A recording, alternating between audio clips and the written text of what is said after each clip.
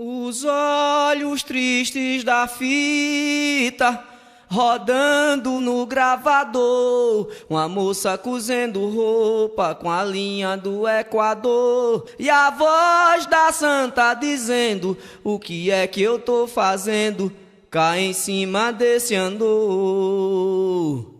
A tinta pinta o asfalto, enfeita a alma, motorista é cor na cor da cidade, batom no lábio. Uma das primeiras coisas que eu acho importante frisar é como nós, no Brasil, valorizamos pouco Paulo Freire, ou pelo menos não tanto quanto ele mereceria. Na Suécia, há um monumento para 8 pessoas que defenderam os direitos humanos no mundo, e um deles é Paulo Freire. Isso nos dá a dimensão de como ele é reconhecido no mundo. E aqui, o nosso governo atual chegou a querer derrubá-lo como patrono da educação no Brasil. Título mais que merecido. Sem paixão, sem alqueire, no peito dos sem peito, uma seta, e a cigana analfabeta, lendo a mão de Paulo Freire. É muito importante essa data, é muito importante a gente estar falando de Paulo Freire. Para muitos, é uma oportunidade de revisitar sua obra. Para alguns, vai ser nesse primeiro momento que eles vão conhecer, que eles vão ouvir falar sobre esse grande educador que nós tivemos. Para quem não sabe, Paulo Freire ficou conhecido por trabalhar com educação de jovens e adultos. Ele sistematizou um processo na educação de jovens e adultos. Ele lançou um olhar amoroso, um olhar em quem se preocupava com o contexto desses educandos e sistematizou um processo de educação. Paulo Freire sempre pensou numa educação libertadora, aquela que trabalha pensando na reflexão, que se debruça sobre o contexto desse oprimido. Paulo Freire, para ele, a educação ia além do ensinar, o papel do professor ia além do ensinar. Estava diretamente ligado a aprender. Sempre defendeu a valorização do professor, sempre defendeu que o professor refletisse, buscasse mais conhecimento, e tudo isso tem muito a ver com a escola do professor. É uma emoção que eu ainda sinto hoje, quando relembro aquela tarde. Ouvir Paulo Freire dizer que utilizou o SESI, o SENAI, que foi gestado pelos dominantes do poder como um instrumento de ocultação das verdades, a classe trabalhadora, ele, como diretor da divisão de ensino do SESI, utilizou aquele espaço, sendo até muito criticado por isso, para ser um desocultador. É tão interessante ouvir os termos da própria boca do Paulo Freire, que ele utiliza, os neologismos, as palavras que talvez até fosse inventada na hora. Eu, que cursei a universidade no obscurantismo da ditadura civil-militar, que tive que ler Pedagogia do Oprimido em espanhol porque não havia edição em português, porque Paulo Freire foi escorraçado deste país. E ele, sem nenhuma raiva, disse: mas, Celso, eles tinham que fazer isso mesmo, eu ia causar enorme mal a eles. A contenteza do triste, tristezura do contente, vozes de faca cortando como o riso da serpente, são sons de... Começou em outubro de 1990, quando Paulo Freire foi ao sindicato como professor sindicalizado votar na eleição da diretoria do sindicato.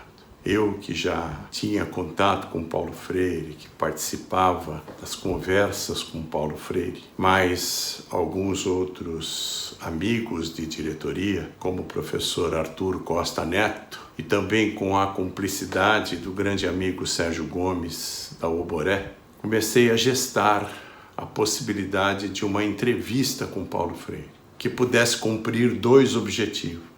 Um, que era o de dar um presente aos professores no final de 91. A entrevista dele foi a edição do Jornal dos Professores de dezembro de 91. E o outro, aproveitando próprio ano de 91, para comemorar os 70 anos de Paulo Freire. 70 anos em 1991, porque Paulo Freire nasceu em 19 de setembro de 1921, comemorando neste ano os 100 anos.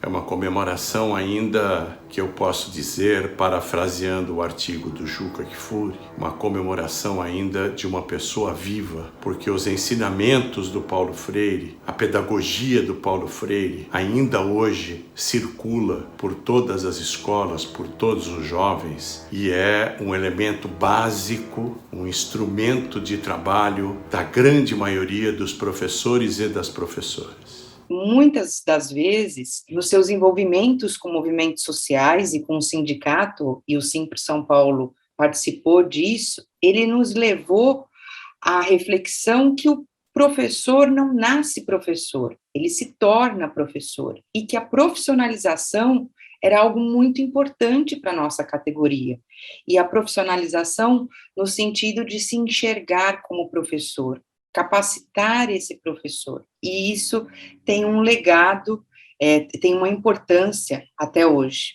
São sons de sim, são sons de sim, são sons de sims, não, no, nine, não, no, nine, não, no. Então, a escola do professor, ela tinham dois caminhos, né? Dos cursos de extensão cultural, qualificação do professor, de aperfeiçoamento nas suas necessidades enquanto professor, e a gente foi atrás também de formatar um curso de lato sensu. Nós pegamos a parceria com a PUC São Paulo, a gente montou todo um projeto com a ajuda do professor Paulo Afonso Caruso Ronca, do professor Mário Sérgio Cortella, e a gente, para conseguir a parceria com a PUC, a gente passou por uma banca dentro da PUC.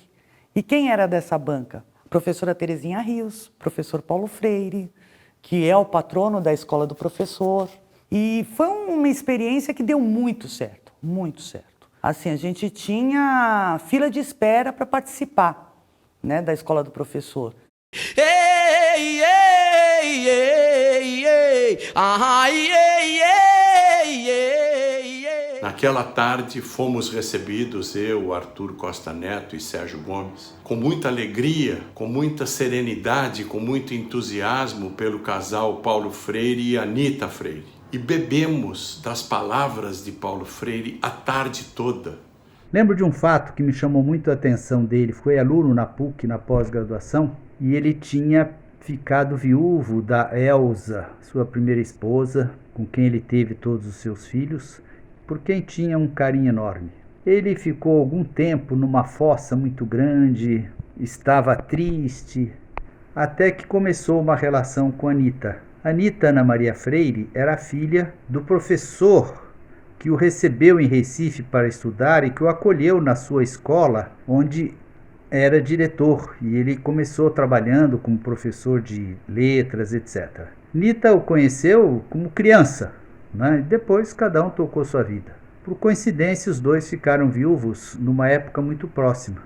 Iniciou-se o relacionamento que depois se tornou num grande afeto, num amor muito grande, e Nita foi a alegria dele, a companheira nos últimos anos de vida.